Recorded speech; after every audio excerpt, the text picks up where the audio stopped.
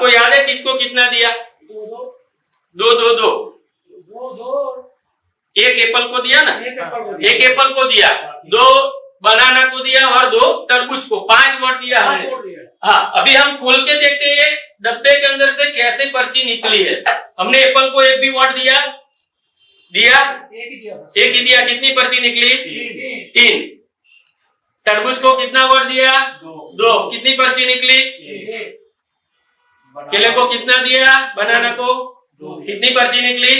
आपके नजर के सामने ये खेल हो सकता है, इसीलिए हम आज पूरे देश में जनता को जागरूक करने के लिए निकले हैं कि भाई आप जो बटन दबाते हो वो पर्ची दिखती है आपको, लेकिन सही में अंदर प्रिंट कुछ अलग होता है और रिजल्ट भी वही बताएगा जो प्रिंट होता है। मतलब आप 100% पर्ची भी गिनाओगे तो भी आपका कुछ होने वाला नहीं है। इसीलिए हम सबको मिलकर लोकतंत्र को बचाने के लिए बैलेट पेपर मांगना है। देश के करोड़ों नागरिकों के दिमाग में एक शंका कुशंका है कि ईवीएम में कुछ गड़बड़ी होती है।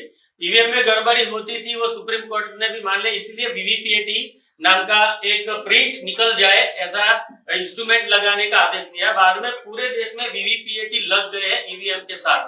तो हमारे एक राहुल मेहता जी है सॉफ्टवेयर इंजीनियर, उसने ढूंढ के निकाला कि वीवीपीएटी में भी गड़बड़ी हो सकती है। हम ऐसा नहीं बोलते चुनाव पंच के ईवीएम में और वीवीपैट में ऐसी गड़बड़ी होती है, ऐसा भी हो सकता है। तो एक लॉजिक हम आप सबको बता रहे हैं कि 3 चीज रहती है, एक कंट्रोल पैनल रहता है, एक दूसरा ईवीएम रहता है और एक वीवीपीएटी रहता है।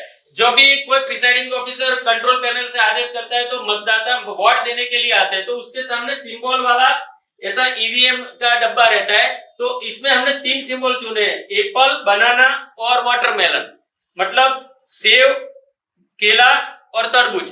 तो ये 3 हमने ऐसे चुने हैं, तो हम इसको वोट देंगे बारी बारी, तीनों सिंबलों पे वोट देंगे और इसके अंदर लाइट होगी, बाद में वो सिंबल दिखेगा जिसको वोट दिया है। तो हम पहले सबसे पहले एप्पल को वोट देते हैं। तो एप्पल को वोट देने के बाद लाइट होती है और एप्पल की पर्ची आती है आपके नजर के सामने।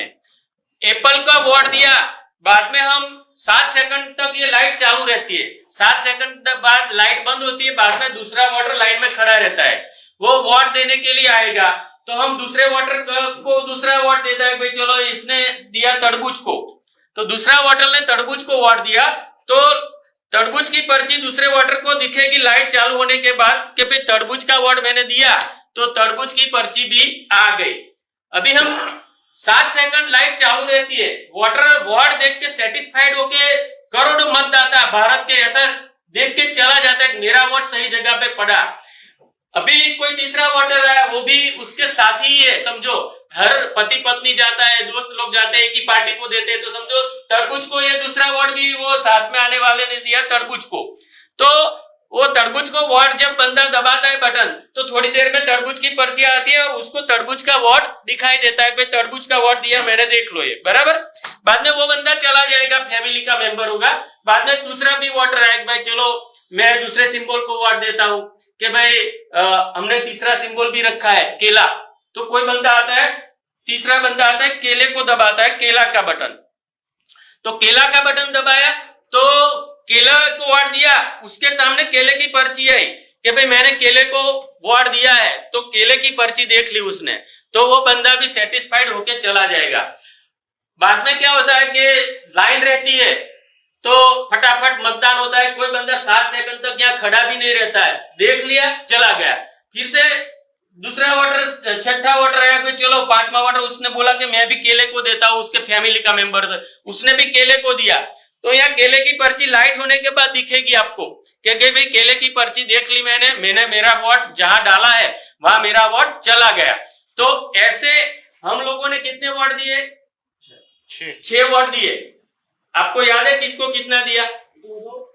दो। एक एप्पल को दिया ना, एक एप्पल को दिया, 2 बनाना को दिया और 2 तरबूज को, 5 वोट दिया हमने। हाँ, अभी हम खोल के देखते हैं डब्बे के अंदर से कैसे पर्ची निकली है। हमने एप्पल को 1 भी वोट दिया, एक ही दिया, कितनी पर्ची निकली? 3।